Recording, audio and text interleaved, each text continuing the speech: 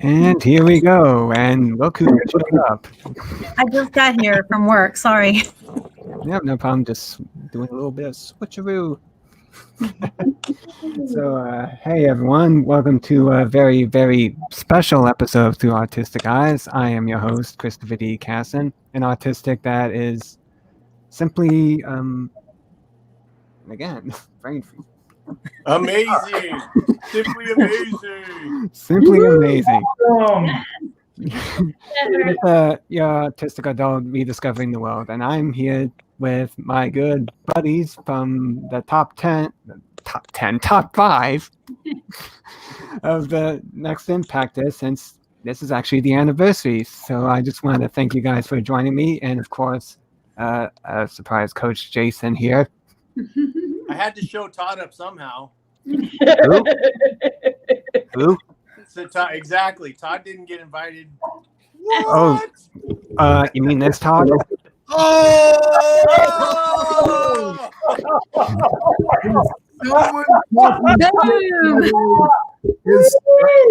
That's a burn.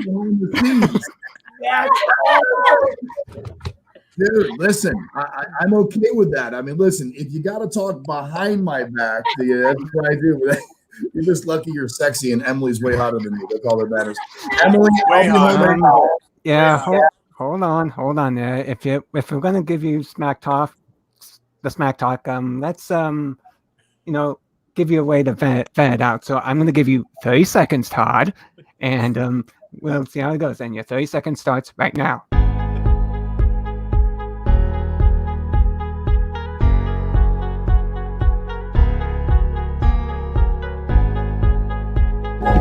Oh, I had to unmute my mic. That's okay. I only need 17 seconds.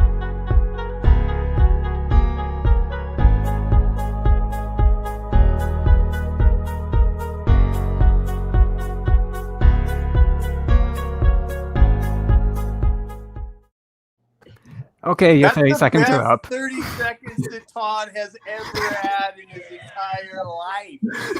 I've been waiting all day to do that. You're lucky if I last 30 seconds. What do you mean? In my age, if you get 3, you're lucky.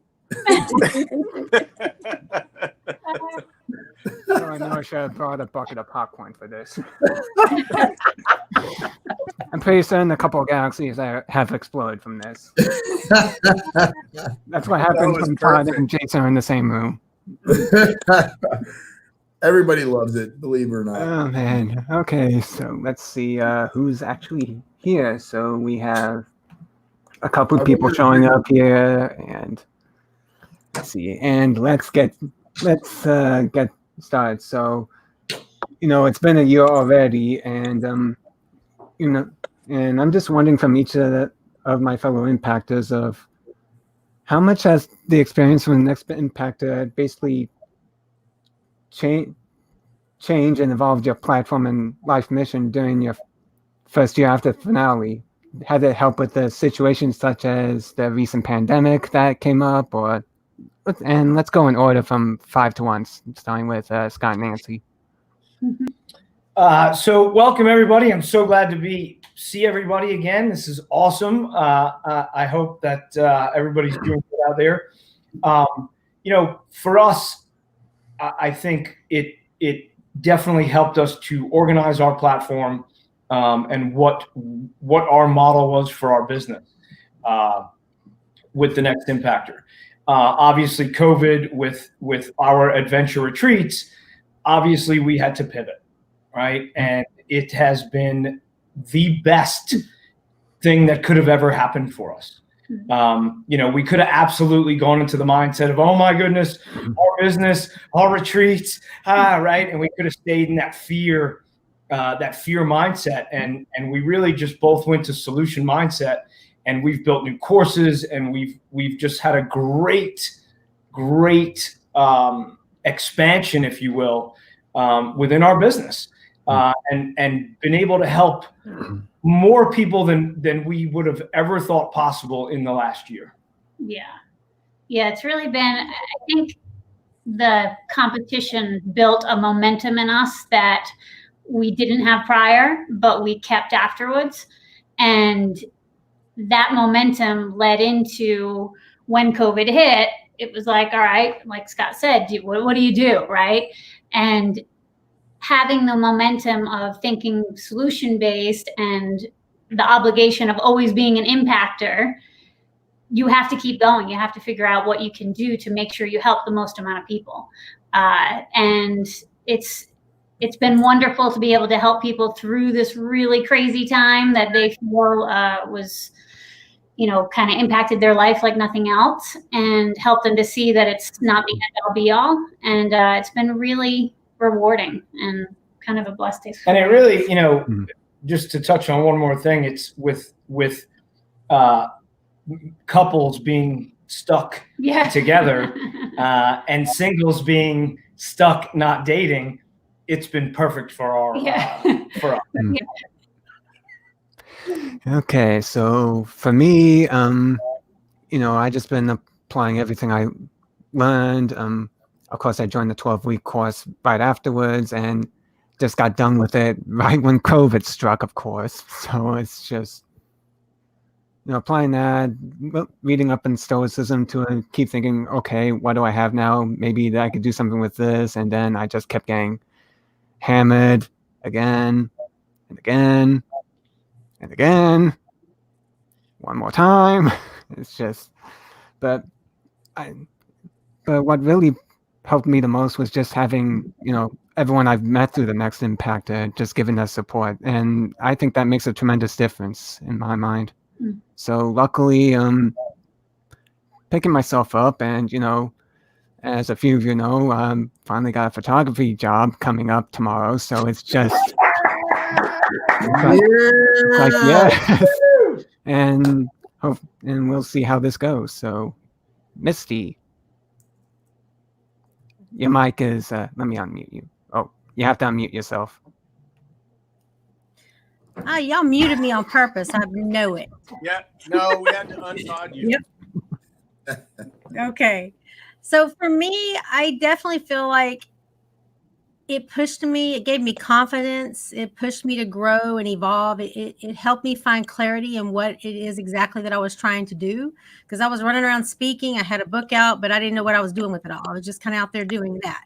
And so in learning and developing the whole transparency, and realizing that transparency can make an impact in someone's life, it really gave me that perspective, and it gave me that push to want to pursue that even more. So from it, my Dare to Share show has evolved, and I have online courses I'm working on now, all based around transparency. So it's been wonderful as far as where it's put me in my mindset. The year has been hard, as it is for all of us. For me, it wasn't so much the COVID as it was the loss of Eliana. But losing her also further strengthened my push to want to make things transparent, because I think through those stories is how we gain education and awareness. And I didn't know anything about disabilities or any of that whole realm. And the team I ended up on, our nonprofit, was also about disabled, but not really. So I gained so much awareness, so much education through all of it.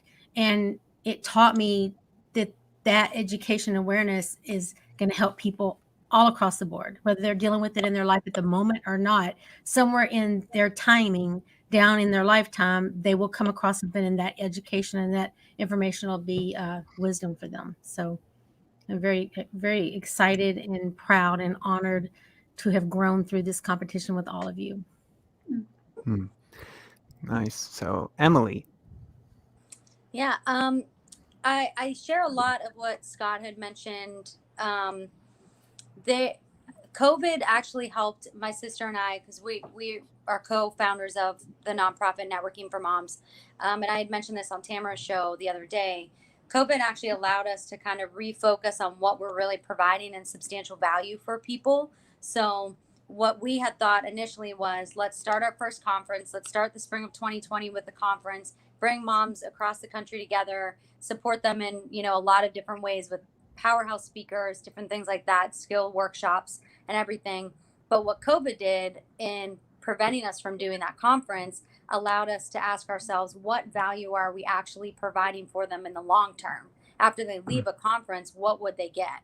And we didn't realize we hadn't set that up properly, and we hadn't even focused on that. So COVID actually allowed us to focus on that completely.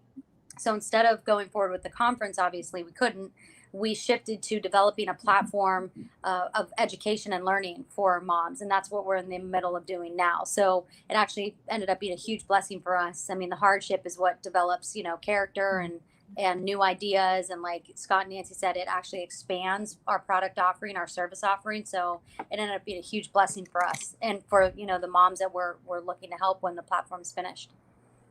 Okay, nice. So Tamara, you're up. Well, I want to first say welcome to all the buddies. I'm seeing so many of them because we went tonight. It's the very first time since we started our closed group chat that we are reaching out into the public with it's a simulcast, if you will, and we have many of them here right now, and they're engaging, and I'm loving it. They chat, so when you guys see that going on in the comments, you're going to understand that's what we do in the evening. And I will say that when all of this took place, what we have realized and what many are realizing is that we were already there. We already were reaching out in a way for those people that are feeling isolated and alone, because we are helping to ease that suffering of the isolation. And so we were already built out to be there for them. Our community, the community that that has been faced with cancer, and those active in cancer, and we have quite a few that are in active treatment. Thank goodness one of our members of the board, actually right over there, our vice president, she has two hats tonight, Misty Lane, we went right into action. We were all hands on deck, 911. We are there for our buddies. We engaged. We made sure that they were busy. And then Jason, you get a shout out because you called the people out there when this all happened. If you have a show, get it on. If it's positive, get it on. Get it going. And that next day I went on with Service Heroes and then started the hashtag Time to Move. And so we've got things going on every day, 3 times a day that they can engage in. The very beginning, we did have some of our stage 4s when they were hearing about what was going on. And I talked to Misty about this. We're like, that's not happening in our watch. Is that they started really worrying because of the news and everything, those that were most at risk, yada, yada, yada. What we have found, the good news is that in this period of time, you talk about miracles, you talk about good news, you talk about results that are coming back and are making a difference and that are doing so much better for this period of time. That's our buddies. And so what this platform did, we went immediately afterwards into a 36-hour event that was amazing. Thank you again. Both of the coaches that are here, thank you for engaging in that, and all of the volunteers that got involved and all of the people that showed up, because what they've continued to do is continue to show up. And we have people that keep coming into our community. And it was said last night by one of a doctor that's on the verge of, groundbreaking type of stuff. And she said, it's like a warm fuzzy coming in here. And, and she goes, that's the very best thing I could say of anything. It's a warm fuzzy. So we've created a warm fuzzy, and I'm really proud of it. I like that. Awesome. Yes, thank you. And I'm sure all the coaches are not only proud of you, but also everyone else, such as, I'm sure that Coach Cheryl is pretty proud of you, Misty. So, let's ask her.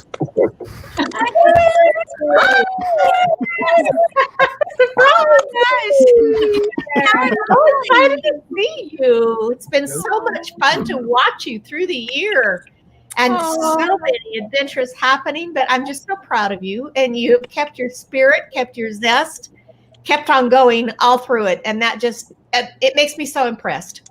I'm just honored to know you, and I don't know how we could have planned these teams any better than they've turned out. But what a wonderful family and legacy, and I love to see it continuing through everything. You're making me cry. Oh, thank you. Wow. How are you Boy, feeling? watch that family of yours grow. So many things happening, so many things, and it's exciting. Blessings all the way around. Yes. Yeah, and going off of that question, I was going to ask each of the coaches how you think all of us have progressed since the finale, and just just your general thoughts. We could start with let's see, eeny, meeny, miny. You know what? Let's go with Cheryl. Okay. Well, I'm so taken by the fact that natural entrepreneurs show themselves in the face of something like this, that when an inflection point happens, instinctively, a true entrepreneur sees opportunities. They lean in. They inherently ask the question, so what did that just open up for me? And they respond and they react. Now, that is really interesting and has been interesting in this case, that all of us, this happened, but it didn't happen in a vacuum. We all have clients that we're serving. So we all had and many of us have employees. But regardless, there are a lot of people, our families, employees, our clients, to think about and to help in addition to our own reactions. So in all, I felt like so many of us have never worked harder in our lives, but conversely have never had more opportunity in front of us. And interestingly, those who were not inherently entrepreneurial in their thinking, they seem to run to one of two ends of the spectrum. Either they become angry, looking for someone to blame, looking for someone to fight with, looking for someone to fix it for them, make it better now, or just become frozen in fear and basically catatonic. I've seen both. Neither is good. Either end of that spectrum, people have given away their power. But within our group, and particularly within our group of finalists, I've seen none of that. Everyone has leaned in. We faced things we couldn't have imagined a year ago. We've worked harder than we've ever worked in our lives. And that's saying quite a bit for pretty much everyone I see here. But even so, more opportunity than ever before, and rising up, grasping it, taking it on, head on. So impressed. Thank you. We had great coaches that taught us those things. Yep, we did. We tried, yes, and learned as much as we taught. Yes, and going off of that, Jason. Oh, you're traitor. You're supposed to let me go last. Well, I'm here now. The last word. Well, okay, we'll go with Todd. He's second. You're Oh, don't let him bully you, Chris. Don't let him bully you. I was debating on doing that anyway. So Listen, as long as we know you made him go first and I'm allowing him to go last, we're in good shape. That's good stuff.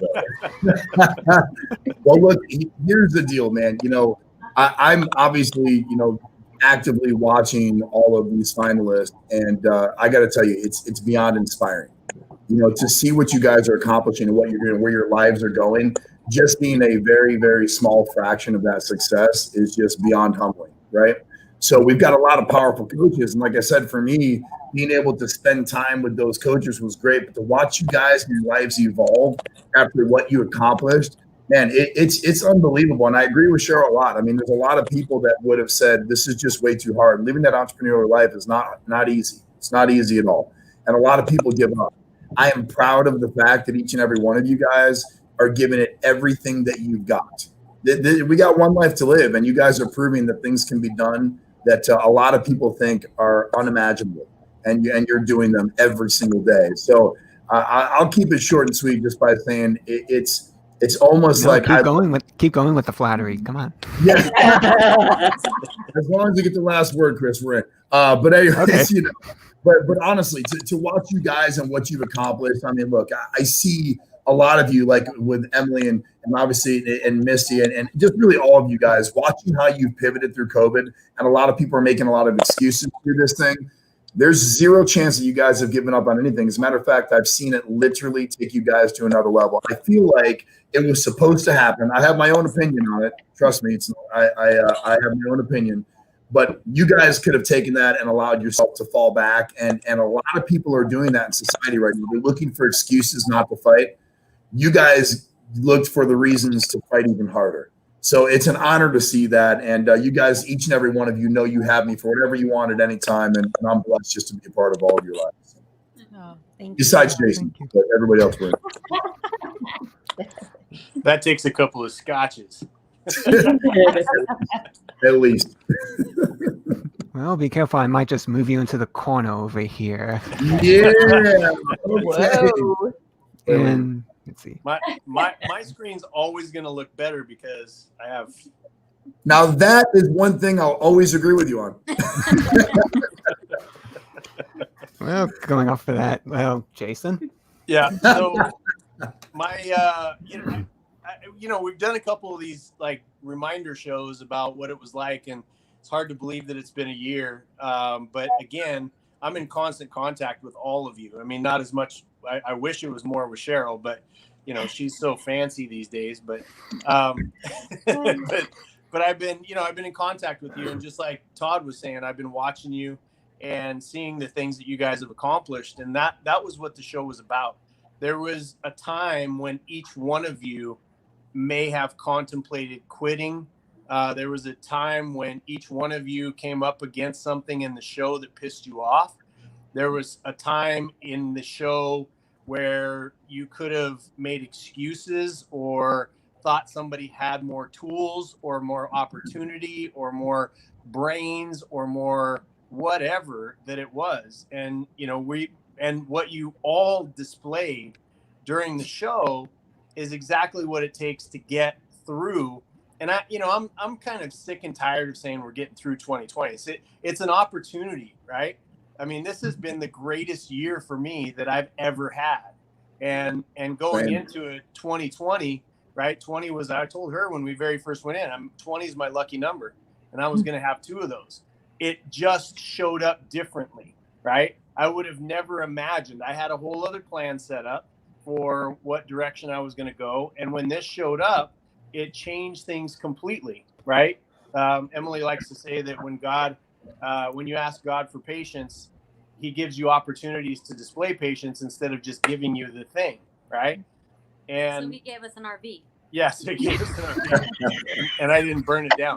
But just a couple of signs. Yeah, I think it's an ability of survivors and people that have gone through a lot of shit, which every single one of you has on this screen. Is it becomes something where the rest of the world is freaking out. We go, what's your problem? Like this is just life in general, and you switch that meaning to say, okay, what's happening for me instead of what's happening to me. And all of you have displayed that at a super high level, except Todd. Oh dear, I might have to put you in the corner here. So. Yeah. Separate those two. Yeah, keep them separated. You know what? While I talk, you two work on separating them. So. I'm in the right corner. He's in the left corner. We'll see how that plays out in November. I don't know. His biceps are looking bigger to me, Jason. Take a look at those biceps. Well, that's what happens, God, Cheryl, I love you. I've never told you how beautiful you are. I mean, it's amazing. Sometimes like truth just comes out, and then you ask, remember, he's the sales guy. So you can't. These aren't for sale, buddy. Don't worry about it. I've seen bigger arms on a clock, bro. Do I really need to give you guys a 30-second timeout? Sorry, I started it. I started that one. Chris, real quick, I want to give you a huge shout out because Chris is in my Make More Sales Masterclass, and he has been a massive addition to that. Having him on there is awesome. I want to congratulate you because I don't think people know the depth that you went into to get this deal, and you did it all on your own. I mean, there wasn't anything. Chris basically said, "Hey, Todd, give me a couple of opinions here or there." I did nothing to this guy, and for you to massive respect for you, man, because you're such an amazing person, dude, and you inspire me every day. So I want to congratulate you on that first deal, first of many to your massive success, brother. So congratulations, okay? And I need to hear about it too, because we're documenting his pivot here for Entrepreneur. I love I that. need to hear every detail. Love I that. love that. Yeah, it was for real estate, since that's how I've been looking at pivoting now. So let's see where that goes. And I did have help from Todd here, since he knows people that helped me. So might as well get that out. You're awesome. Yep. So anyway, I believe I decided to have each coach have a question for all of us. So let's start with Cheryl. Okay, so a question for all of you is, now with the advantage of knowing everything we've just lived, everything we've endured, what is your forecast for the coming 12 months from today, and how has it changed? We'll start with number one, Tamara. Okay, is that personal or is that overall for the society? I'd say both, Okay. but especially personal. Personal, I'm actually, what it has done for me is we have been growing our team in such a way that I have been able to finally focus on some of the things that I need to do personally also, to start having the, more of a brand of my own that would be on the for-profit side rather than just be the nonprofit, because the nonprofit is where my focus was.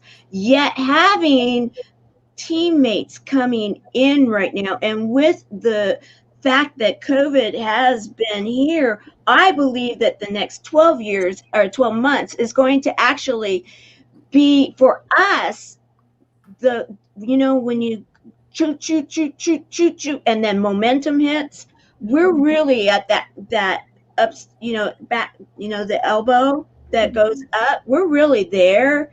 And I cannot even say enough amazing things. And so what that will then do is free me up a little bit more to go out there and help to affect others that want to do the same thing, because there are so many out there that have causes, that have purpose, that have a reason to get involved and make a difference in this world. And I want to be able to let them know, yeah, you can do it. You can have a movement. You can be a movement maker too. And so that's personally where I'm going to be going. As far as the society or our community always comes first to me. That they know that is definitely first. And I see that they are going to be able to be impactful, and we are doing the hashtag time to move to prove to them that they each can make an impact also in the world. So they each are claiming that they are an impactor because they see that they are impacting others. So we have a little, if you will, community of many impactors that are going out there that are growing into the impactors that they are. So watch out, 2021. We got the community that's coming out to change the world. I'm so proud of them. So proud. Yeah. Awesome. So Emily. I think that, especially because of COVID, what it taught me as far as forecasting, I had learned through, I took the Anton J 12-week course, and then I purchased a deep dive for the company for my for-profit business. And one of the things I learned was to forecast, was to look outside of my business and see what the industry, what's coming on the horizon. I don't think anyone could have expected this. So what that taught me was prepare in advance for whatever outcome the next year brings. So I didn't realize 2020 would be as tumultuous as it was. I can expect for the next couple months before the election, this will probably still be tumultuous. And then I think things will probably start to incline after that. I think the market's going to boom after, especially the cannabis business. But what it taught me was my level of preparation last year is what helped me survive this year, because I could not have predicted the market shift. So even with my the same thing with my nonprofit. We couldn't have predicted this. So my level of preparedness over the next 12 months as part of my forecast is going to be get everything in place in case something hits the fan the following year or halfway through next year. And that level of preparedness will help me survive. So kind of keeping that bifocal view of how do I continue to prepare for the worst case scenario while I'm continuing to grow my business in the present. And that helped me survive this year. My forecast for next year will be that I think it's going to be an excellent, I think 2021 is going to boom. I think the market's going to open back up. I think moms are going to be ready to get out of the house and get to a conference for networking for moms. But at the same time, we're going to be using the remainder of this year and next year to continue building the foundation so that if something like this hits, we'll be prepared in 21 and 22. Great. So, Misty. I think for me, it's more on a personal level. I strive to be a candle in the dark, and that's one of the things I've really learned through working with Chemo Buddies and being involved in that organization is to just stop and listen to what the need is, to listen to what the desires are, to listen to people's fears, and then use that to pivot and use that as opportunity to give back, to help. It doesn't even have to be to monetize, but just to be of assistance to others in whatever way that I can be. And so that's going forward what I really like. I'm a big talker, so I'm really trying to listen more than I talk and, focus on what the need is. And that can also go across in the business world. If, whatever the need is, find out what the need is in the marketplace and then go provide that relief, provide that answer. So I'm looking at all different ways to do that. Like with my online courses are coming out. I too had retreats lined up, just like a lot of us had, personal retreats, gatherings, and that all got shut down. So I'm looking at other ways to resource that and still get the message and get the knowledge and get the writing tools out to the people that I feel that would benefit from it. And also I've learned that you have to stay on your toes. I've always said you never know what tomorrow brings, but I mean, plan A is not enough. You have to be ready with plan B and plan C nowadays and be ready to move and move with the times, grow with the times. So that's my plan is just to grow with the times and listen to the needs and try to be the candle in the dark. That's great. Great. Love it, Misty. Thank you. Yeah, for me, this is my show, so probably, especially since Jason's here, profanity allowed. This has been quite a pleasant clusterfuck this year. So, Yeah. I mean, it's like I just got off from a big trip from Southeast Asia, which was planned even before the competition, and I was just going through the course and thinking, all right, I'm ready. No, I'm not, because COVID threw me into a loop. So it's just for me, it was just another lesson that I still have a lot to learn. So it just feels like this year has been more about growth for me. So I'm continuing to learn, and that's probably going to continue for the rest of this year, while also building up the photography and just keep continuing to see where the real estate goes until I do real estate and events side to side as soon as it opens up more, along with a suggestion of car photography. I need to get on that as well as I've actually been earlier I took it as an opportunity to take a few classes, such as the sales course, of course, and let's see what else. Oh, right, and also got challenged with publishing a book by the end of the year. So that's another thing for the remainder of 2020. And just a few things on the list. Yep. Yeah, a couple of things, and then just be prepared to hit out of the ballpark for 2021, because I want to be able to get to a position where I could finally have employees, and I would have a preference to having more disabled and veterans that are looking for jobs but might have trouble, so be a comfortable place for them to join. and just expand business and continue on with the podcast. Also, be able to get in the position where I could jump back up on not only the live art streams I started off during COVID to try and figure out how do I pivot to this, and finally get back on the seeing how I could establish Autism to Autism into a nonprofit. Nice. That's awesome, Chris. So, Scott and Nancy. So I think that this opportunity of COVID has really slingshotted all of the things that Nancy and I want to do, and not only in our coaching business and pivoting from retreats outside of the country, bringing retreats more into the U.S., which I did with my climbing gym, and then when we developed this business, it was about other places, Costa Rica and Bali and Thailand, and so we're pivoting back to the U.S. So we'll have some retreats coming up in the U.S., and we're also working on what I consider a very important piece for the world, and that's a documentary on sex trafficking. We have been putting all the pieces together. We've talked to a couple investors. We're waiting to see how that's going to pan out. But it's not only a passion project.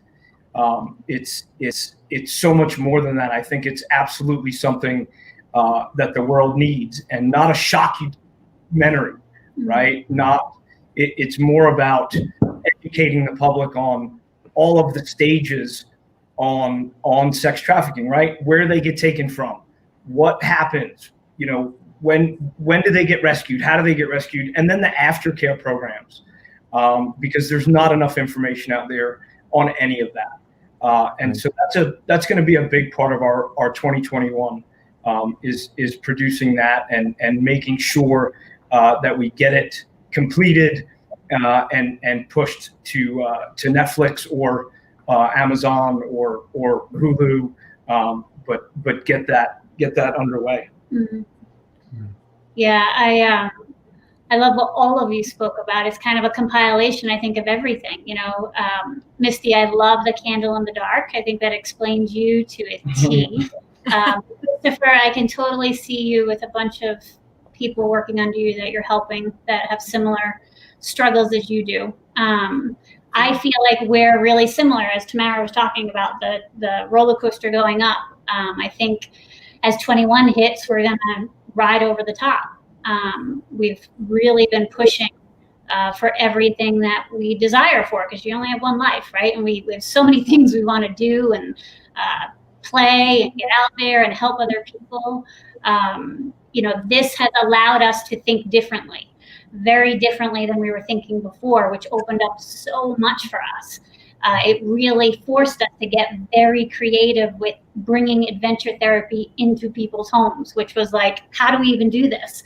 But we've come up with ways that are blowing people's minds and really fun, bringing really fun stuff to the table that no one's done before, and creating different results because no one's done it before. So that's really fun. As far as the community goes, I think the biggest thing is mindset. So many people with 2020 and COVID, they're in that locked mindset of anything that goes wrong. It's like, oh, fuck 2020. Oh, another 2020. Oh, shit, it's 2020. And 2020 is almost over. It's not 2020. It's where your focus is, and helping people to see that when you change your focus, you change your life. So if you can make sure you do that, 2021 will be amazing. If you don't, 2021 will be exactly like 2020, and you'll have the same kind of stuff that goes on. So as far as community-based, we're really pushing that for people so they can have their best life and they can have their best relationships, because it's possible for everybody. Yeah, absolutely. Yeah, I think Cheryl is kind of a bit lonely down there. I think she needs to go back up with the other coaches here. Oh, no. Yeah, you're going to need to keep them separate. Sorry. You have to be the gatekeeper here. Yep, you are the gatekeeper. I'm really glad I don't feel it. So now it's Todd's turn. What's your question for us impactors? Yeah, so I was thinking about this, and the question's pretty simple, but it's super deep. So the question would be: are you guys happy with your decision for the next impactors? Are you happy where you guys are going? And what would you change if you're not? Okay, we'll start Other with than Jason being a coach. You mean Jason not being everybody's coach? yeah, Someone, Scott and Nancy. So are we happy with how the competition turned out? just happy with the results. Yeah, I mean, I can kind of get a little more in depth. Like, are you happy with where you're at right now in life? How you've grown from the competition? Are you happy where you guys are, like truly happy? And is there something that you would change to put yourself in a better position? What would you have changed if you could change anything? Yeah, yes, very happy. It's one of the things I touch base with myself daily. Get that from my father. He always said to check in, and it's always his question to his kids of, are you happy? If you're not, what are you doing to make yourself happy? So right now I'm extremely happy with, taking advantage of every opportunity that we want to take advantage of that comes across our path. And both of us are really on the same page to make sure we touch base with that it's going along with both of our goals and life and business and everything. And I don't think I'd change a thing as far as the competition. When we got chosen as 5th, I was shocked that we made it to the top 5. Like I was just excited to be in the top 5. We didn't really have expectation of the event itself. It was just, we pushed as hard as we could and we were like, we'll see. So just to be in the top 5 was amazing. And I think it worked out just as it was supposed to, because that's my belief with everything, that we always end up where we're supposed to be. Yeah, I would say that happiness for everybody can come and go, right? Happiness is an emotion like any other emotion. It comes with what's going on in life. I would more say that I am in joy in my life. I am joyful, truly joyful, right? Every day that I get to spend it with Nancy, that I get to spend it doing for others, right? And being of service and really just enjoying what opens up, right? And look, we all know that, our cars break down and we have things happen and right, whatever, right? We have things that happen in our life, but they happen for us. And I feel like the minute we notice that they happen for us, we can stay in that joyful place, right? There's a gift in everything. And look, I've been, I've had people pass away. I had there's still a place to find joy in that. And that's truly where I live, right? In that space in my heart. As far as the competition, I think the only thing that I would change would have been my state and where I was in my recovery from my accident. Today I'm look, I'm standing on a balance board. I'm like doing things that doctors a year and a half ago told me I would never ever do. And that truly would be the only thing I would change. I loved it. I loved the work we put in. I loved the team that we had. I loved the team community that we all had on all the different teams, right? It wasn't just about our team. I loved the finale that we got to go to and all hug it out because we became friends. We became family over a computer. So to be able to grab all of you and hug it out was was phenomenal. So yeah, I just live in joy. So yeah, I'm happy. So yeah, damn right, I'm happy. So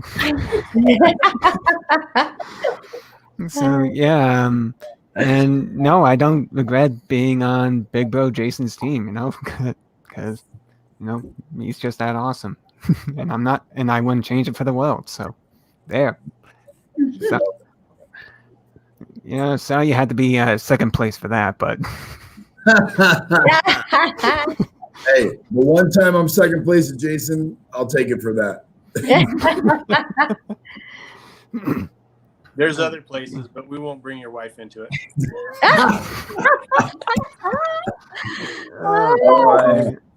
Well, unfortunately, I have no place to really, no corners left here. So, oh well. But you hold the mute button. Oh right, you did. But that would mean Emily would be muted as well. So he's got that over Todd. Okay. So he's getting a break. Emily, you're always saving his ass. Yeah. Saving it or grabbing it, and I don't care which one. Very soft. What are we gonna do with you? What are we gonna do with you? But yeah, I just didn't know what to expect. I just jumped into this competition, and as for everything since then, I've been through ups and downs, but that's life, and I always find a way to manage to get myself up, even in the past where it wasn't that great, but yet, well, here I am, so something's going right.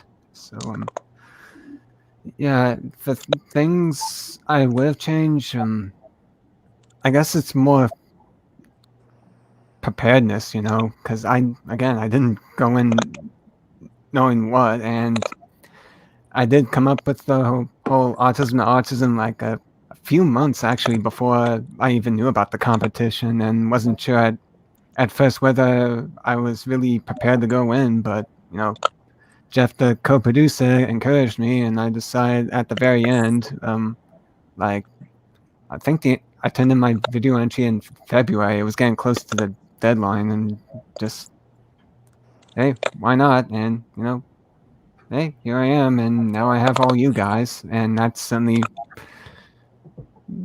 helped through COVID and everything else. So yeah, no regrets. Awesome. Okay, Misty. Well, as far as the competition goes, I mean, of course, I'm so excited. I loved it.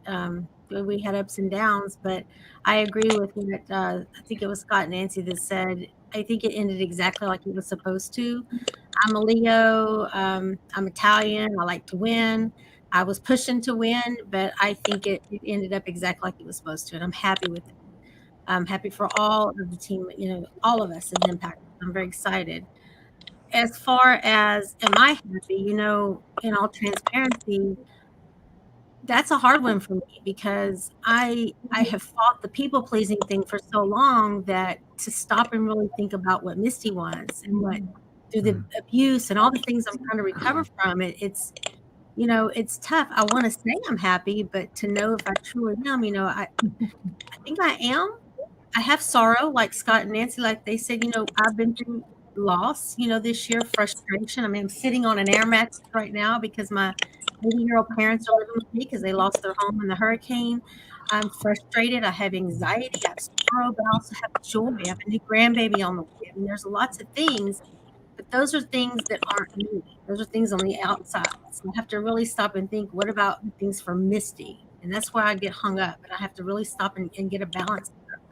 I really wanted at the end of this year, and it's something I talked to Jason about last year, is I really wanted to be at a place at the end of this year where I could transition away from nuclear medicine and have more time to put into the entrepreneur side of things. And that hasn't happened, and I'm thankful it hasn't happened because through the whole COVID thing, that's the one positive, stable thing as a frontline worker. I had a job. I didn't have that additional stressor to worry about. So in a way, I'm a little disappointed in my own not meeting my own goal, but And I also see the positive in it, that it was a good thing that I had that to fall back on. So the only thing I would say I would change at this point is time management for me. As Tamara can say, you know, I'm literally, I'm sure all of you are, pretty much every minute of every day for me is booked up, and I don't have a lot of downtime, and I think it's starting to really play on me. But if I could have more time to pour into the entrepreneurial side, I think I could grow much faster. So I'm just trying to search and look for ways. And I think one of the biggest things I'm discovering throughout this right now is that I need to pay for services from people that are experts in what they do, and quit trying to do everything myself, because I'm not an expert in all those things. So as I learn that and start employing more people to help me get to that goal, I think it's going to become a lot easier, and I will be much happier at that time too. Nice. So, Emily. I would say I was very happy, and still happy. Everything that happened with the next Impactor was meant to happen. It all played out the way it was supposed to. The top 5, I think, are perfect. Everyone who showed up for the competition was awesome, and just the repercussions of everything that we learned through the next Impactor and what we're going through now, I think, are all meant to be the way they are, and I think we're all excelling because of the competition. So I'm very happy. So, Tamara, this way. Well, first of all, I want to say to you, Christopher, that I'm very happy that you have joined us in our community. You have just, I mean, I'm looking at these comments of them, you know, all of the buddies that are here, and the love that they have for you and everything. It just, that in itself makes me happy. It brings that motherly feeling out in me, you know, that and many know, maybe some don't, but Christopher is very much like one of my I have a child, adult son that is very much like Christopher, and so, you know, I just absolutely am happy, so happy to see the growth and to hear what's going on. And I want to thank my coach, Coach Todd, for helping that, you know, my boy over there, Christopher. And how can you not be happy on all those things? And as far as the competition, you know, I got into it truthfully, and not to say anything bad about you, my coach, Todd, but because of that guy up there in the corner, he was the only one I knew, and I knew him because he, you know, and guys, just hear me out, hear me out. I was at an event, and I met a woman that had just started a nonprofit at the same time that I was just starting mine. She teamed with Jason Cisneros. I did it, and I watched what happened with Cat Dawn, and I watched what happened with Tamara Hunter. And so when I saw that Jason Cisneros was one of the coaches that was possibility to be involved with, I thought, yes, my nonprofit really could use that. I don't have any clue what I'm joining, however, I'm all in. And it took a while to get there. So now the happiness, you know, we talk about this every morning in the hashtag Time to Move, and that is to look at the gift of today, because that is our present. The present is our gift, and that is today. And that we're all going to have challenges, whatever those may be. They are challenges, and we have a community of buddies that face challenges that are so much bigger than anybody could ever imagine, and they are finding the happiness of today, the gift that it is, and the present that it is, and that in itself does fill me up in such huge ways. How can I not be happy? You know, it just really, it is everything that I felt I was saved for, you know, going through cancer, and to be watching the comments that are happening right now. That's what I've been watching, and it just fills my soul. So, you know, yes, I would say I'm happy. Awesome. So, Big Bro's turn to ask a question. So my question is, it's probably not going to require as much of a lengthy answer, but I would ask this, because we live in a time where we see the entire world being lit on fire for grievances, for things that people, hold personal, or identifying themselves and looking at ways that they can be seen as weak or a group or victims of some sort.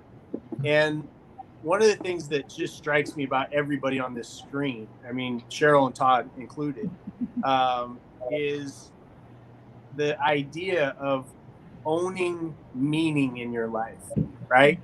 And being able to modify meaning, which is a master step in anybody's growth, which means something happened to you that you used to look at yourself as a victim, and somewhere in your development, you turn that into, that's actually my strength. Yeah. And all I want to know from each one of you was, what was the victim? And then you personally chose, sorry, you personally chose to take that word or that scenario, and what did you switch it into? And I would like to start with Misty.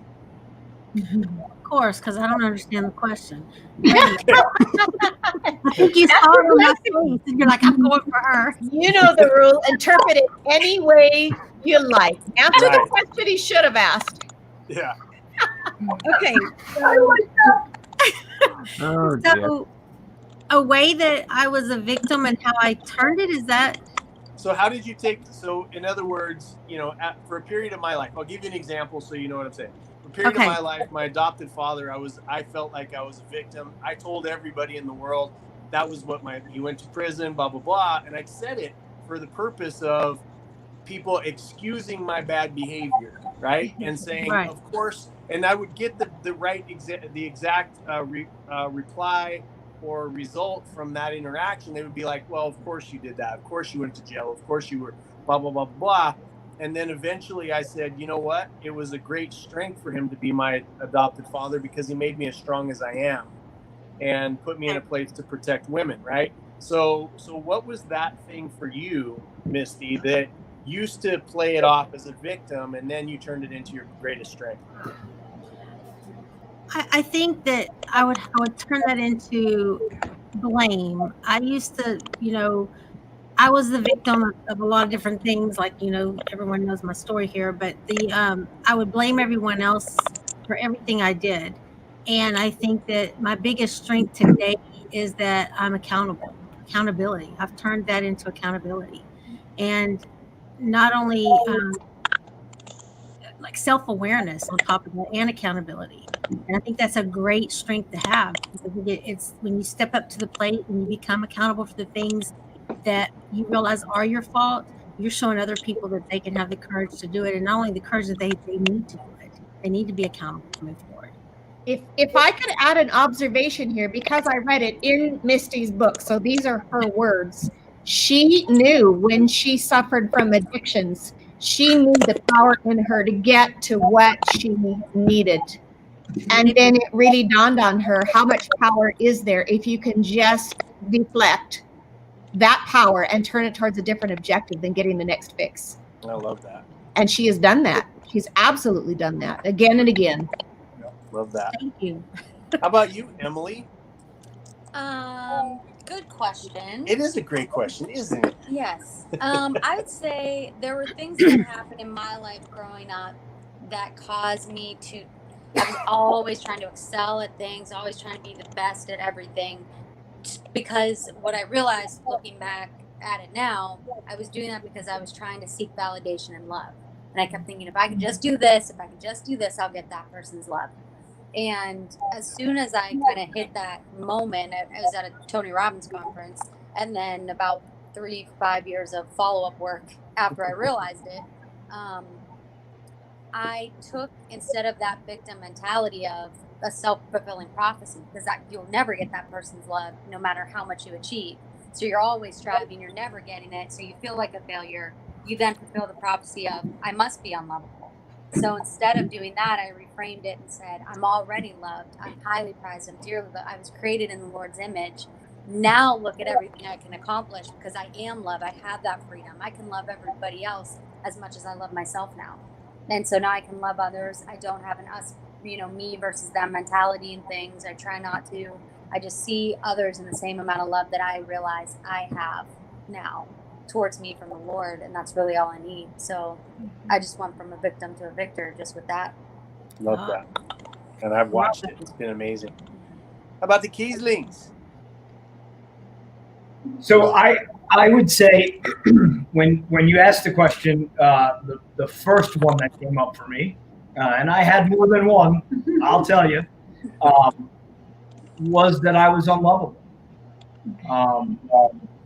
And for so many reasons, and it really, that one thing became the root cause for so many other ones, right?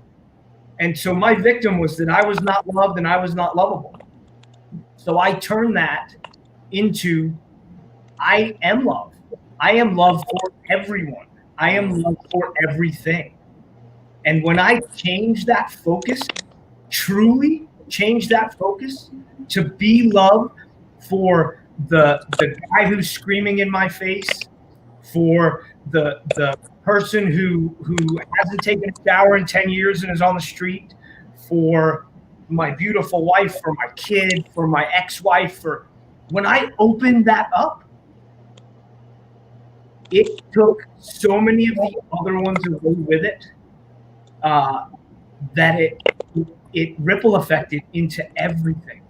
And so, Emily, I'm with you. Like from unlovable to pure, unadulterated love for everything. Love that. How about you, Nancy? Well, I love the theme is love, right? I mean, that's why we do what we do and why we're succeeding. Similar. That was my first big challenge. Was I had failed relationships, and it was always because the guy I dated found something else that took precedence over me.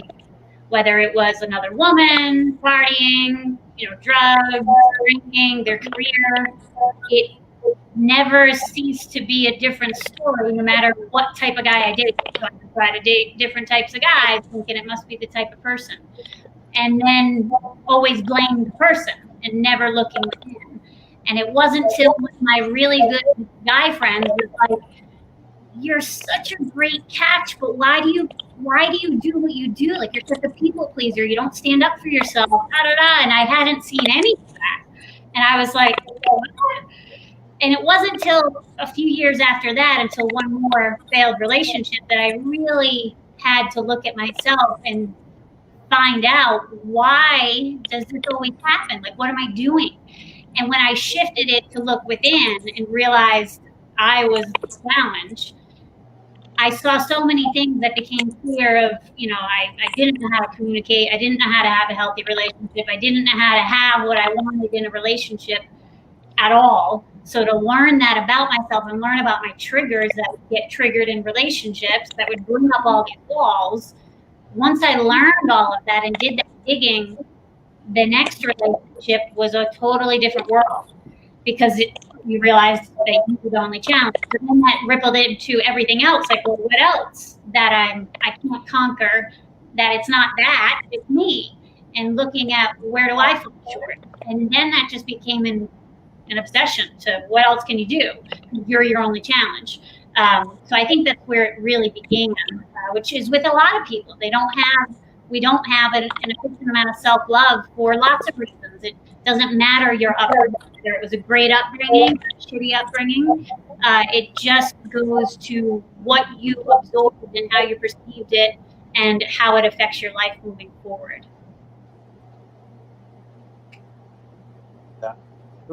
Sorry, love that. He was muted. Yeah. How about you, Miss Tamara? I was thinking, okay, what decade do I want to take from? I actually talked about this a little bit on Misty's show, and I'm going to go a little deeper into it. And that is, a lot of people don't have any clue because they would think, oh, there's no way. And that is when I was a child, first of all, if you looked at me, I'd probably bust out crying because I couldn't speak. I was born with my mouth not formed correctly, and it took headgear and braces and years and years and years of therapy and all sorts of really fun stuff. And then you add the fact that I was allergic to the sun and born in Southern California. I mean, how does that work? And so then, I'm that awkward kid that's beyond awkward. No one could understand. I'm not allowed to go outside really and play with the other kids. So things like I got thrown in an open sewer and ended up with hepatitis and all sorts of neat things as a child. And what happened was I was born to a mother of strength. And she helped me to realize that everything in life is a gift. Every challenge we're given lets us become better. And we are not guaranteed anything in life except for life. And for us to live our life and show up that day, no matter what it is that prevents, happens, it is something that I treasure as life. And there is always a way to get through whatever. So quite honestly, I've never really played a victim card. I don't believe in them. I'm sorry. However, it's just not me. I was taught young that life shows up.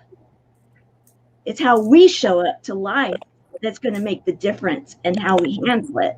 And I always look for a way to win. Always look for a way to win. And it is in whatever it is that's happening in my life.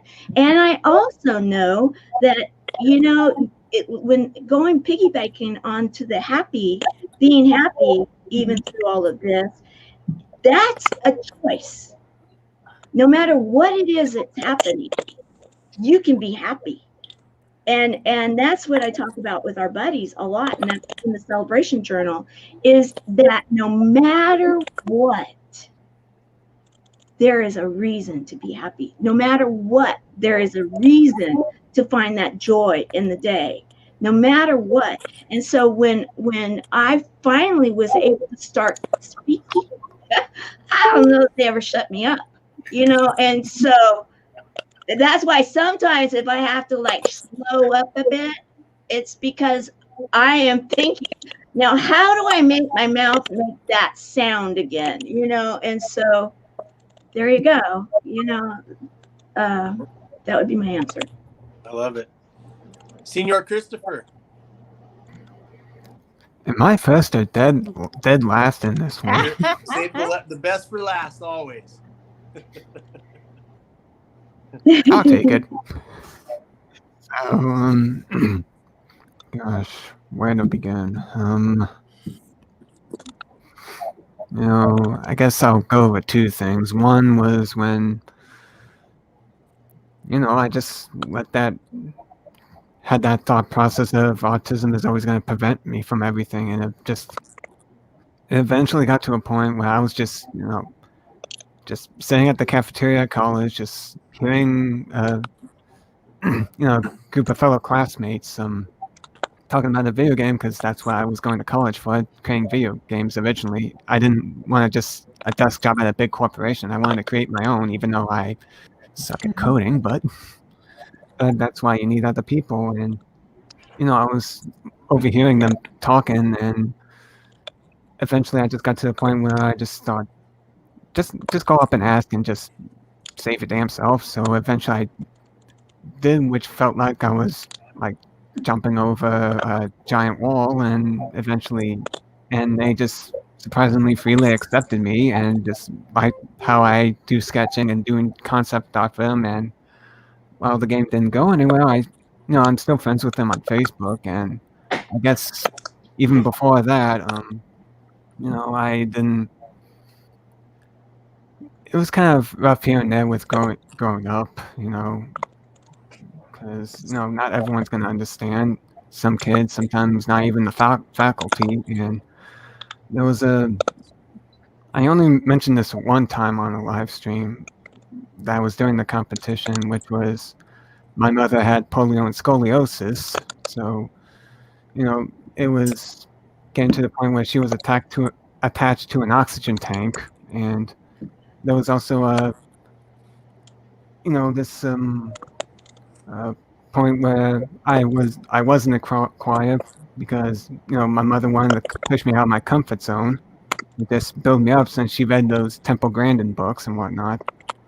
And at first I was like, oh, nice, I'll do a solo, sure. And then eventually I started getting cold feet and just was looking and praying for any way to get out of it, really. And unfortunately, she turned for the worst, and she ended up passing away. And the funeral was on the exact date I would have wanted to actually do that solo. So it was.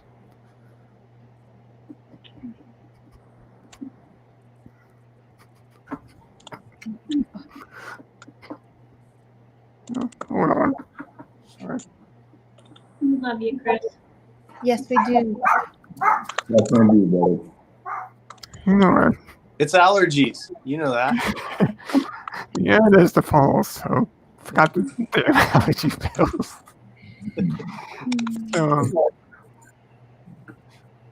Yeah, and I just started. I guess that was when I started digging in and saying, "Yeah, you don't deserve anything. You don't deserve success. You don't deserve because you're just a bad kid." And just I kept mentally beating myself up. I guess subconsciously, because then that was just the first in a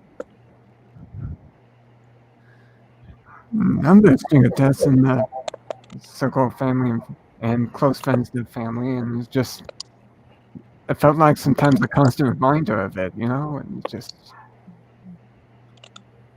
Well, you are who you surround yourself with, Christopher. And I just want to say, I mean this for everybody in the competition, but you're on my team.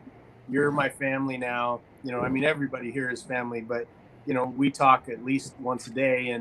And one of the things that I'm always very proud of, and that I want you to remember, and I want everybody on the screen to remember, is that every once in a while, check in to where you were and where you are now, because it's fucking magical. Christopher, when I very first met you, your ability to be able to communicate, I think that you've always had these beautiful thoughts. I think you've always had these beautiful, amazing, intelligent, wickedly smart ideas. And your ability to write and to get them out in painting, that's something that I'm never going to be able to do, right? A lot of us don't have that talent. And when you look at how far you've come since, certainly in your life, number one, to get to where you are, but in the last year is fucking breathtaking for the rest of us to watch. Yeah. That's why people pay attention to you. That's why people watch your show. That's why people can't wait. If Christopher Kaysen's coming to any event that we put on, they all can't wait for you to get there.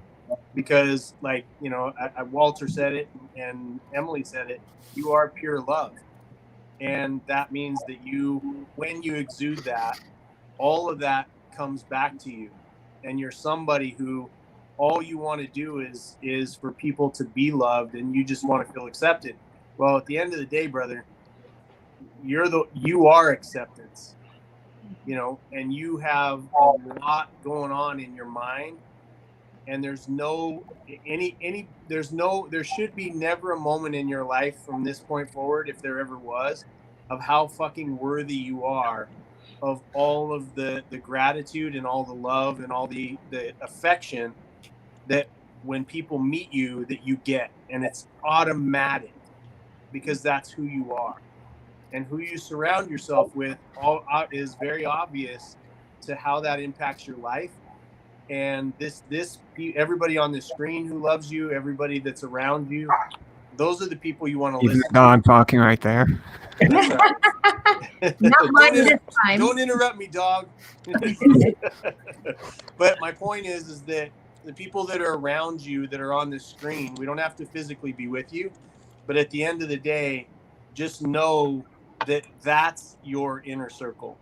That's the people that are closest to you. And we believe in you, and we love you more than you can possibly ever imagine. Yeah, I kind of want to chime into that too. I mean, there's, Chris, I said it yesterday, and I mean it wholeheartedly. The biggest impact at the Knicks Impactor for me was when you got on stage and grabbed that mic. Dude, I was in tears. It's like you got on stage, you instantly touched lives. I get the chills thinking about it now because you're just one of the smartest, sweetest, amazing people that I've ever met.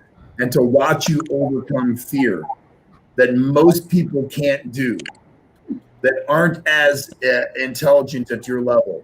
Dude, you have accomplished things that people just dream of accomplishing, and you've done it by fighting your biggest fears in front of tons of people, man. I sat there and looked and I was like, dude, this is what it's all about.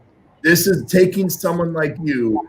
You have impacted me when I see you speak, when I see you on your show, when I see you online.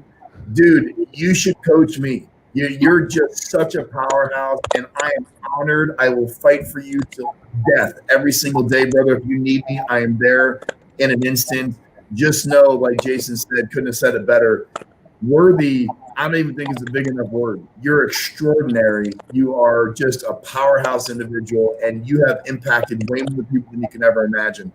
And I've always said, you touch one life, it's good enough to keep going. Chris, you've touched thousands of lives, and you don't even know. I have people that come to me all the time that talk about you, brother. You have impacted thousands of lives, and I personally am thankful that you allow me to be in your life.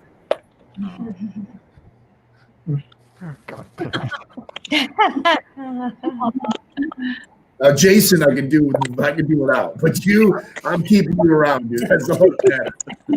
It's okay. Like, we could do a road trip, just me, you, and Emily. It'll be fine. Okay. In the RV. Any day. No RVs. I mean, one of those adventure trips from Mount Scan. You will turn down the RV in a heartbeat. We love you, brother. We love you so much. So much, Christopher.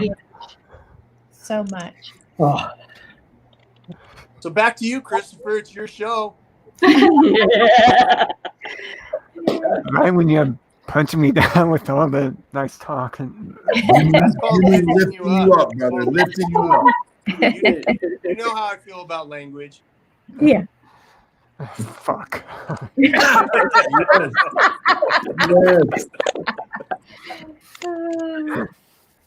Since we're going off of impacting lives, I believe we talked about how, the coaches have impacted our lives, but I want to ask the question of, going off of that, how have we impacted your lives from working with us, whether through the competition or even afterwards? So, let's start with Jason here.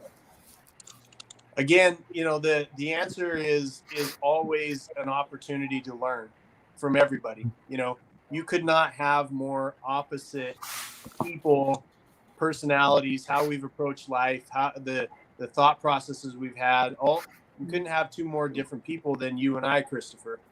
And everybody from you, Walter, Nancy, and Tamra, and especially my dear little crosswall there.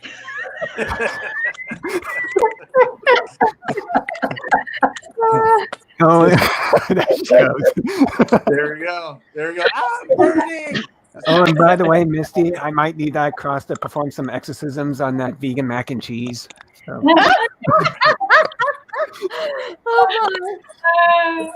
But and Todd and Cheryl, each and every one of you guys, I think that's part of learning and part of a growth of a human being, right? Unless you're progressing, you're not happy. And so at the end of the day, I think that I've learned something from each one of you. And, I've learned a lot of things from Emily. She's got so many gifts and so many different strengths, and, looking at just our relationship and the things that normally I would just say, fuck it and move on, where you have a quality person in your life like her that has kept me around. And that just goes for all of you guys. Every one of you is a gift in my life.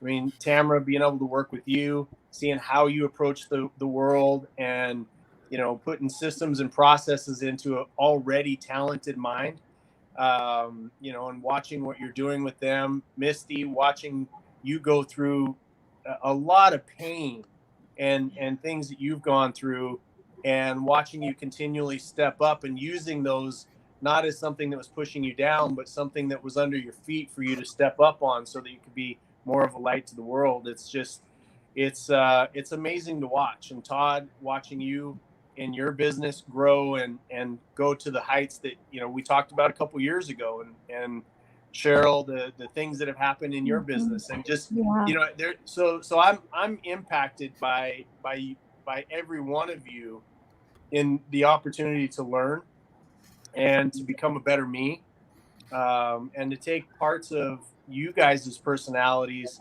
and adopt them as my own, as a way to be more serving and be able to ease suffering in the world. Can I say something real quick to Jason, Chris? Yes, ma'am. Jason, you weren't my coach, and I wanted you to be my coach. It didn't work out. I'm thankful I had Coach Cheryl. But you were mentoring me far before any of this ever started. And I just want you to know the things you just said about me and being able to step up onto the pain, you showed me how. I give you that credit because you taught me. You literally taught me and showed me transparency. And I will love you for the rest of my life for that. Always respect you for that. Family forever. Yeah, absolutely. Yeah, I'll let the rest of you chime in if you want. Tamara, Well, my horizons have been so broadened by this experience.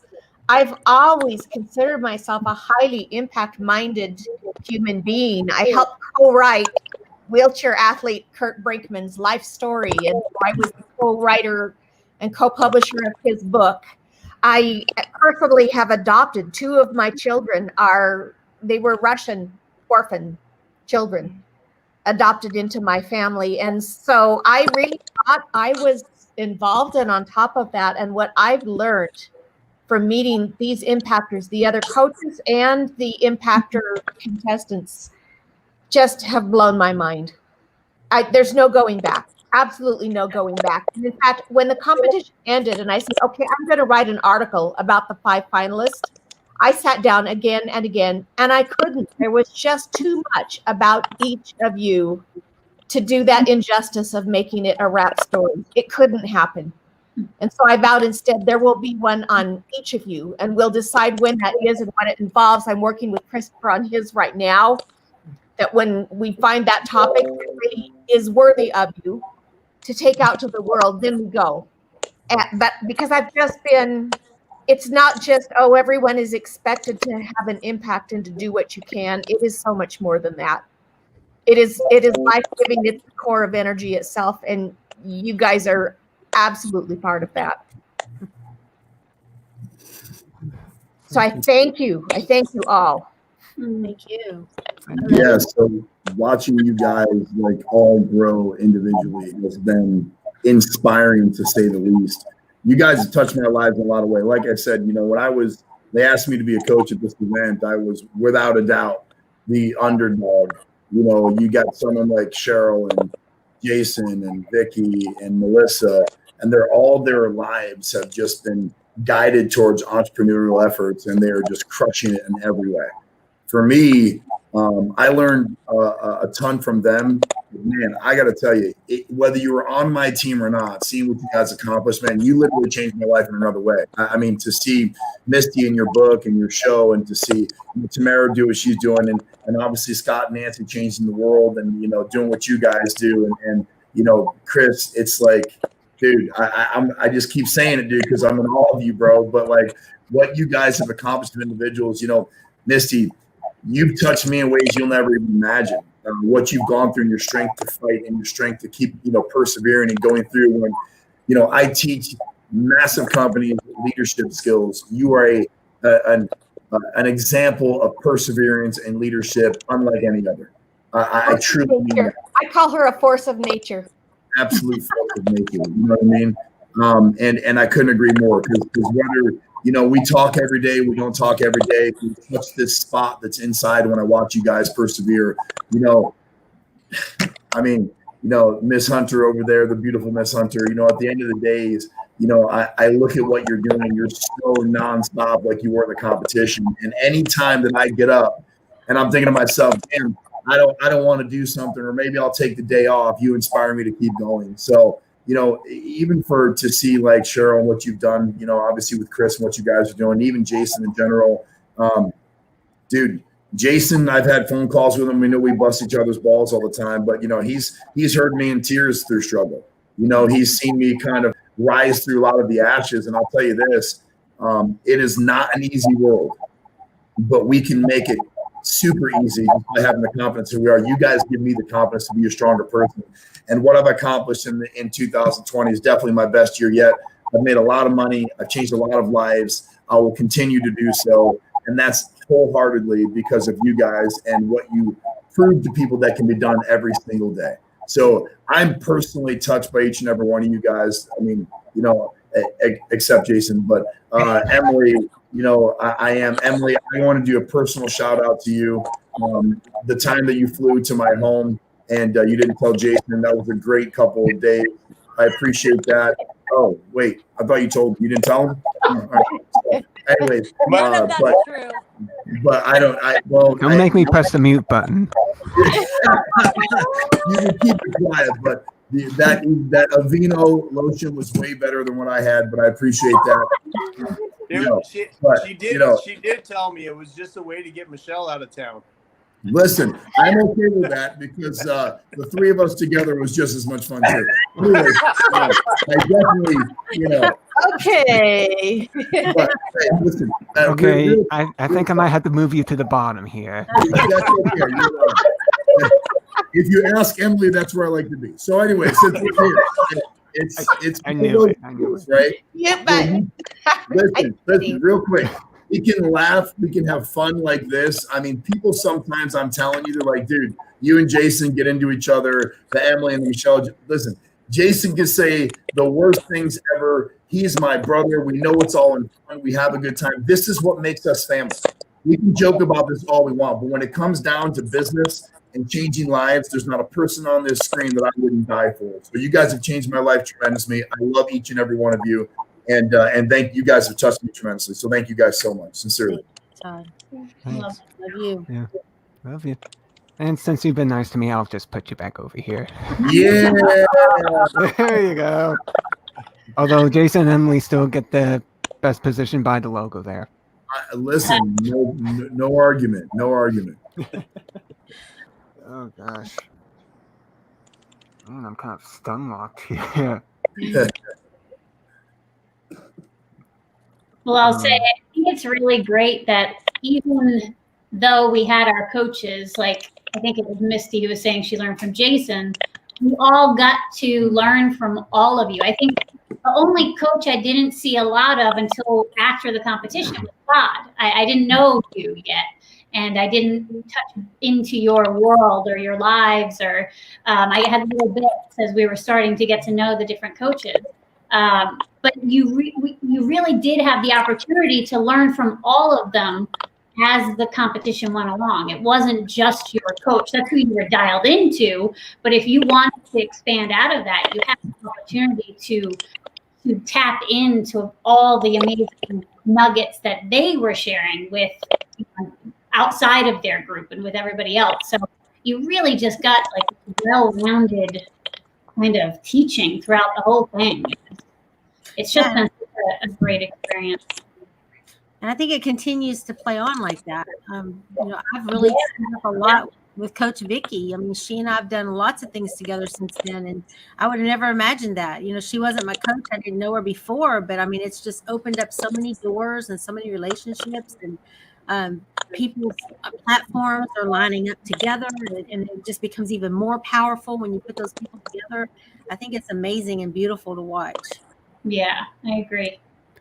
Yeah, also actually been working with Coach Vicky lately, actually, since I joined the Global Achievers Club, and she's been doing those courses with the book, which I'm hoping will finally get me to meet that goal by the end of the year. So it's that's just another thing about this is just meeting all these different people, especially, and certainly can't wait to see how season 2 goes. What are your thoughts, Tamara? What are my thoughts about season 2? Just what we were just talking About about just before. Yeah. You know, I'm going to say this, is that this has been one of the most incredible experiences of my life. And I've had so many of them. And the reason I say that is because when you have people that have, it's been said so many times here, that have been through so many different things, if you will. They've been through challenges. They've been through some things that you would just never want to wish upon anyone. And then they show up to serve others. That is the person I want to spend, lunch with all day long. I want to get to know. I want to work alongside. I want to make a difference in the world with. And I couldn't I was a recruiter, a headhunter for years, nearly 2 decades. And what did I do? I went out to find the very best people to be able to put them in the best situation. I could never have recruited this group, and it would have been well beyond my ability, because you've got people internationally, you've got people that come across sections in industry and background and everything. And what is common? The willingness to get out there and serve and impact others. That in itself is everything that this is, and what I believe in, because I believe in the idea, in the dream, in the concept, in the fact that we can actually make a difference in this world. And right now, more than ever, we need that. We need people stepping up to the plate and saying, I'm batting through.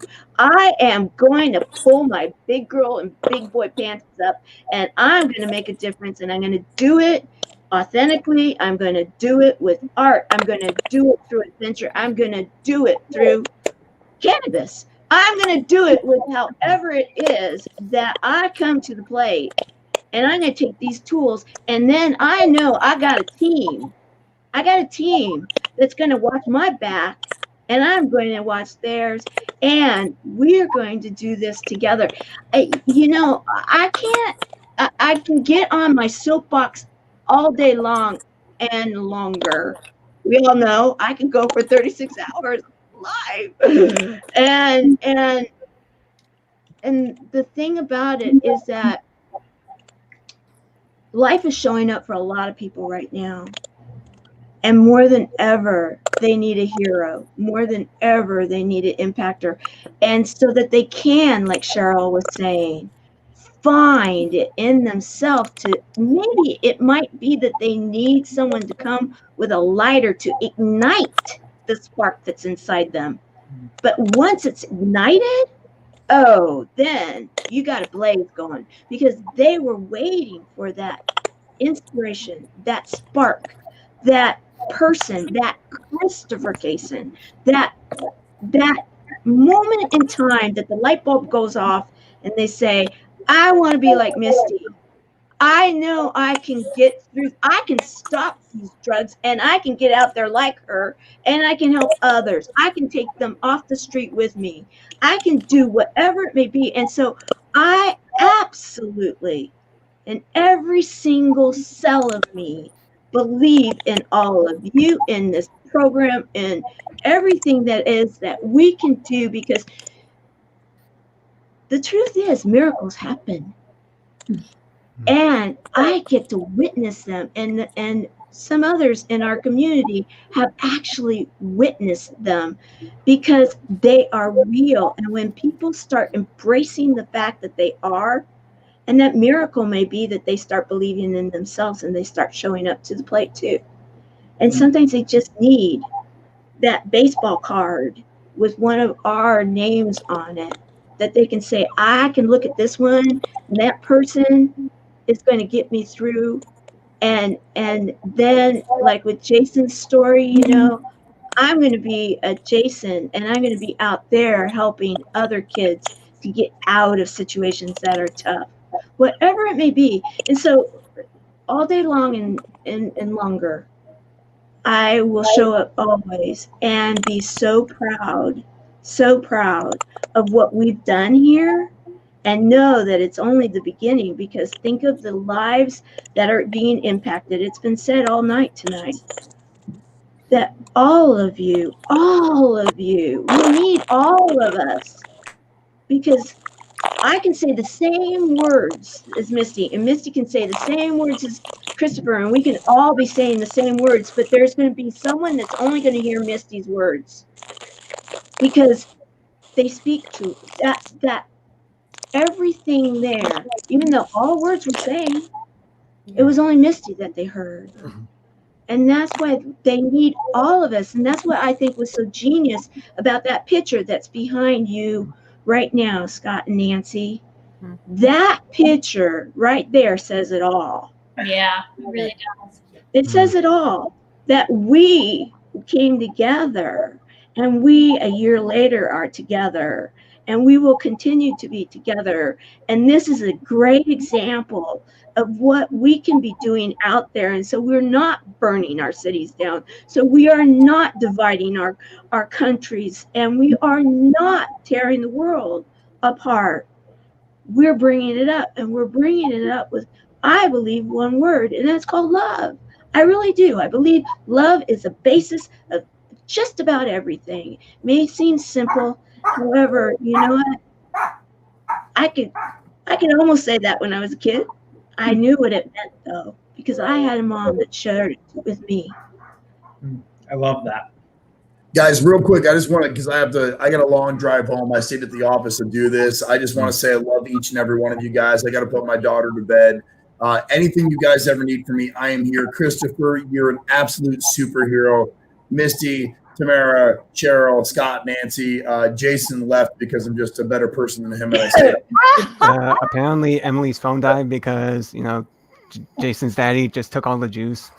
yeah. Oh, God. I am going to go back. I'm going to cut that out of this recording and play that every day when I go to work. Is it going to be a new phone ring every time Jason calls? Literally my new ringtone. But I love you. Hey, Todd, before you get off, I just want to say that, I don't know how many of you know, I've been in the film industry for 31 years. I've worked with almost anybody that you can name. And I have to tell you that meeting this group of people has been more impactful in my life than all of those people that I've ever worked with on a set. I've gained more knowledge, more respect, and more love from this group of people. And Todd, I love you, and I truly do. I truly do. That's beautiful, brother. You give me the chills, man. I'm a crier, dude. So I got allergies, dude. I'm Irish Italian. I'll fight everybody in the room, and I'll cry while I'm doing it. Yeah, it's your turn, Todd. I have my turn. It's your turn. Yeah, definitely love my turn. But anyways, Walter, Scott, Nancy, I got to tell you guys, it just gets to the point where, honored is just not enough. When you receive words like that, when I first started writing motivational posts about 8 years ago for a small sales team, and started hearing people from, that I hadn't seen in 20 years, you don't know if what you do actually touches lives, right? And I started getting messages from people that a girl I hadn't seen in 20 years, she was going to kill herself. And she read one of my motivational posts and it saved her life. And she wrote me this big one.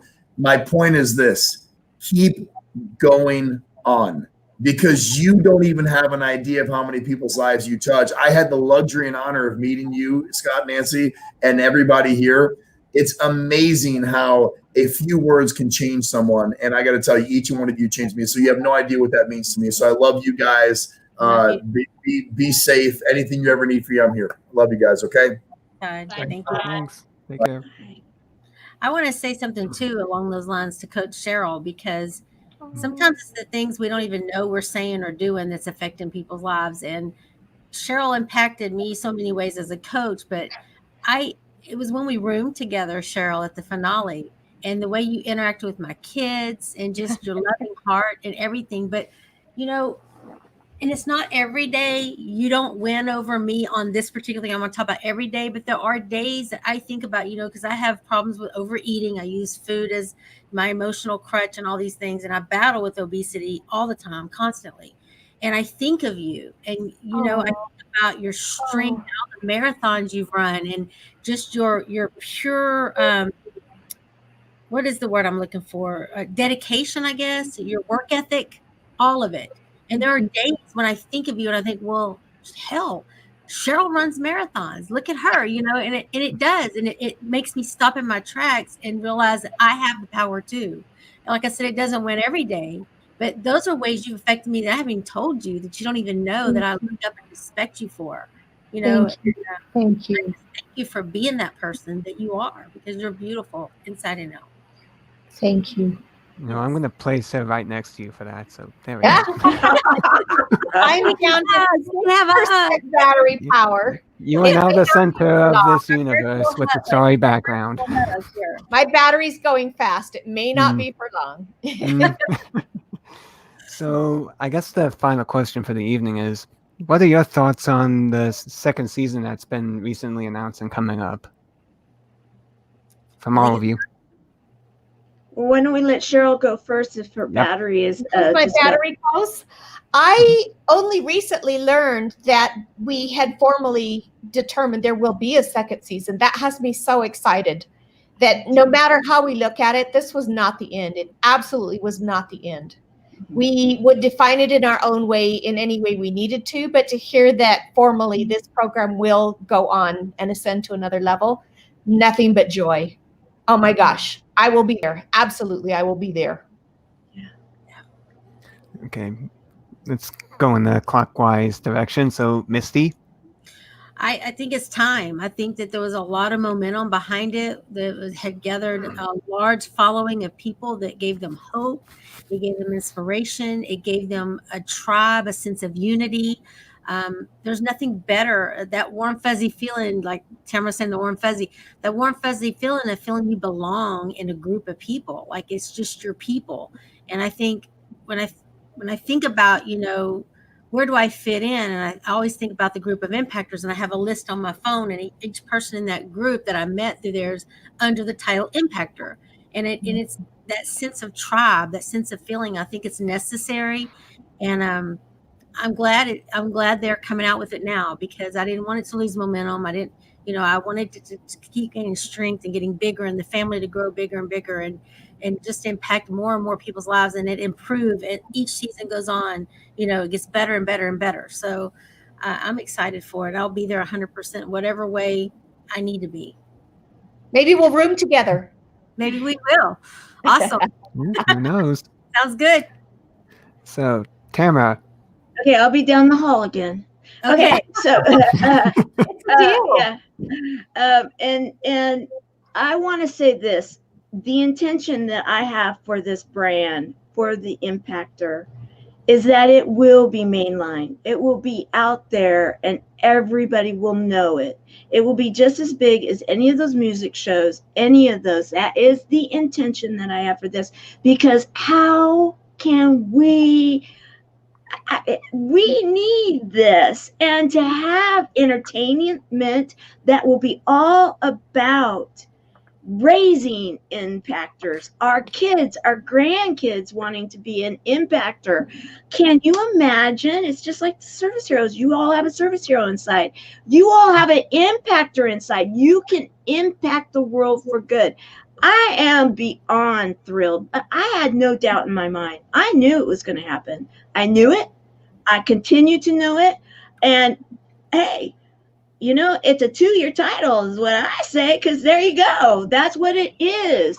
And you know, I've been talking about it. It makes sense too, because if you're going to go out there and change the world, I know how much we've done, and we've done a lot. We have done a lot, and we are worldwide. However, have we impacted the full world? We will. Give us another year. And so, you know, there you go. And so I have absolutely the intention that we are the first season of something that's going to rival some of those other reality shows. And it's going to go on and on and on. And think of the clean water. Think of the villages that then have power. Think of all the areas in the world. Think of the things that we right now know need help. They'll get it. They'll get it because the impactors will come and they'll make a difference. And they're going to impact. And people will say, wow, who came up with that idea? That was brilliant. And they'll be able to always talk about the pizza and the two that had the pizza at the table. There will always be that story. And so I have no doubt my intention is it's going to go on, and the next impactor and top 5 will possibly be joining us sometime. And just think of how big that will get. Good thing they have those Zooms that can go on to TV. Right? Yeah, there you go. Yeah. Yeah, and who knows? Maybe top impactors may someday be the coaches.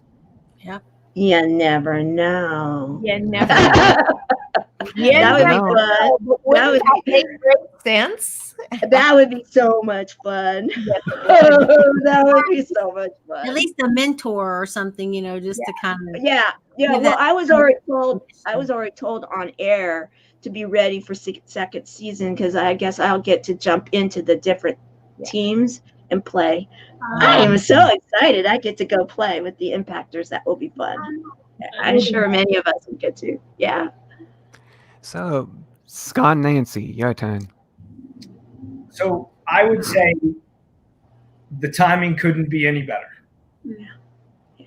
Right? The timing couldn't be any better. I know from all of the stories that we've heard from impactors, I know from my own stories, my own drug abuse, my own suicide attempts, that there are people out there that need this platform.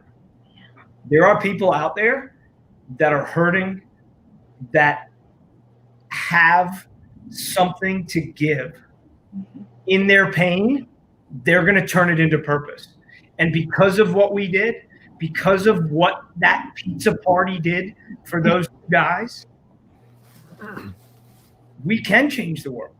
Yeah. We're in the midst of it, right? And I know lots of people say it.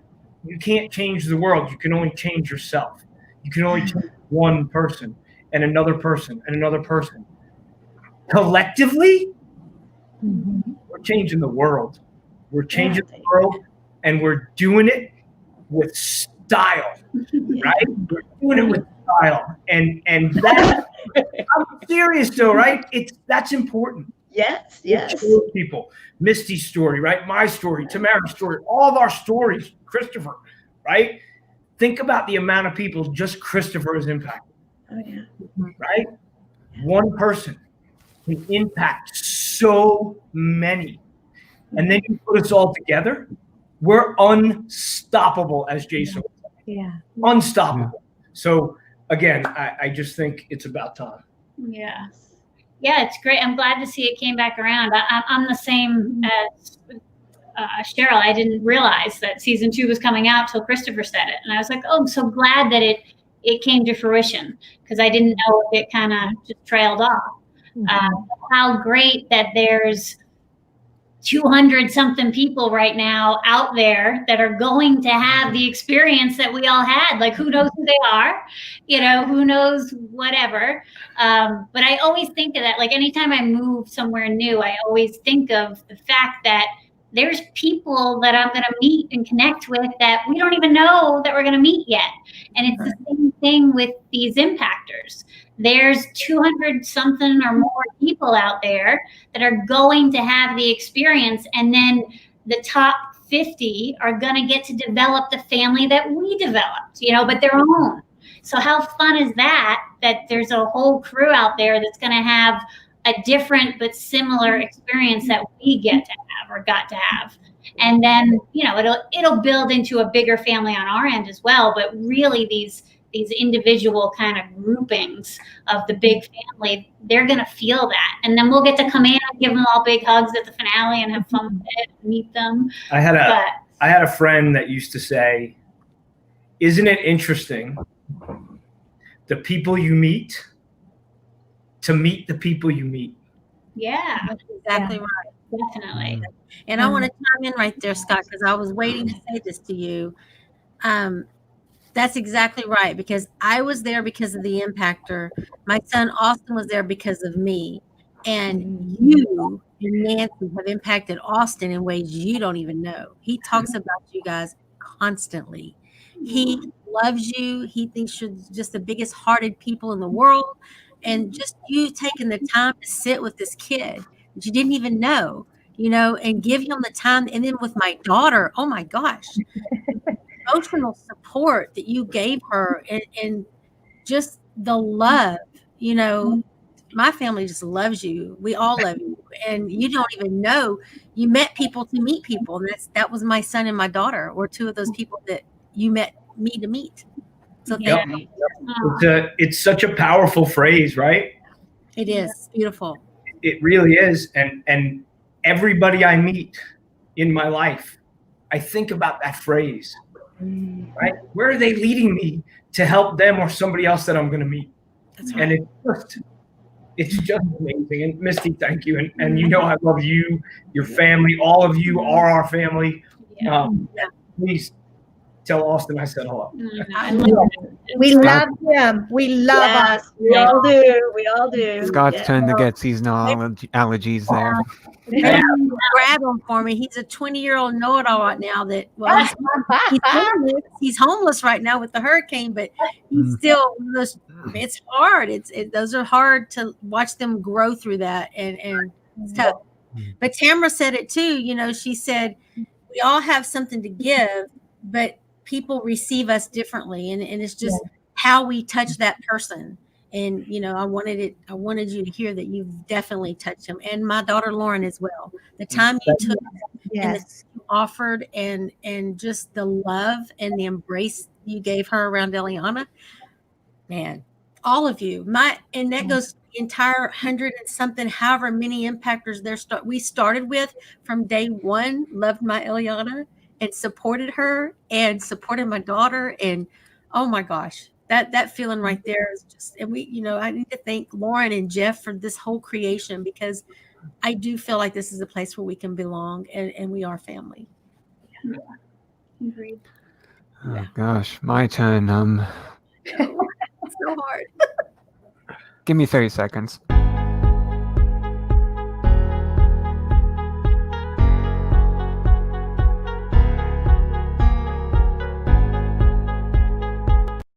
And it only took less than maybe a little more than 10 seconds. There we go. But my initial thought was, what took you so long with this? I mean, but with COVID and everything, I think we kind of lucked out there, because that would have made things difficult, really. Really, even with us doing it online for the most part, because, some of the challenges were more interacting with people, such as the one with,